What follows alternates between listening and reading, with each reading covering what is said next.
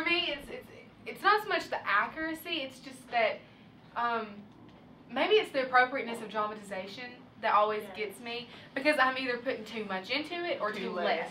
Right. You know, I can't ever get it right there where it needs to be. And I guess that's just the hardest part for me, because I'm looking at it from an actress's point of view. Right. And I guess I just have to get myself into the poem and become that speaker. That person. And just embody the whole thing.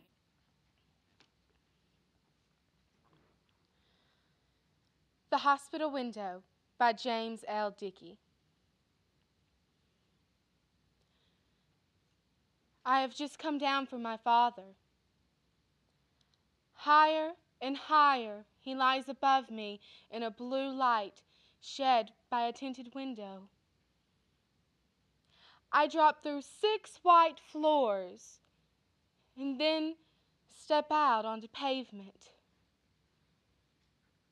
Still feeling my father ascend, I start to cross the firm street, my shoulder blade shining with all the glass the huge building can raise. Now, I must turn round and face it and know his one pain from the others. Each window possesses the sun as though it burned there on a wick. I wave like a man catching fire. All the deep-dyed window panes flash, and behind them, all the white rooms, they turn to the color of heaven.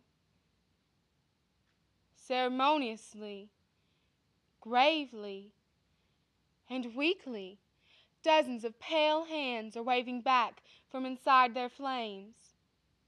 Yet one pure pain among these is the bright, erased blankness of nothing. I know that my father is there, in the shape of his death, still living. The traffic increases around me like a madness called down on my head. The horns blast at me like shotguns, and drivers lean out, driven crazy. But now, my propped-up father lifts his arm out of stillness at last. The light from the window strikes me, and I turn as blue as a soul as the moment when I was born.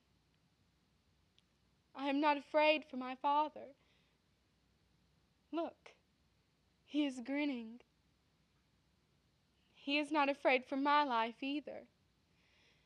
As the wild engines stand at my knees, shredding their gears and roaring, and I hold each car in its place for miles, inciting its horn to blow down the walls of the world, that the dying may float without fear in the bold, blue gaze of my father.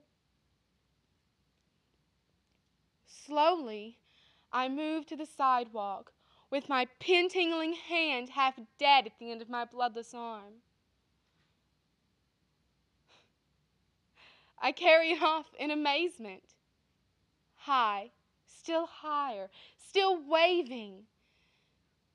My recognized face, fully mortal, yet not at all. In the pale, drained, otherworldly stricken, created hue of stained glass. I have just come down from my father.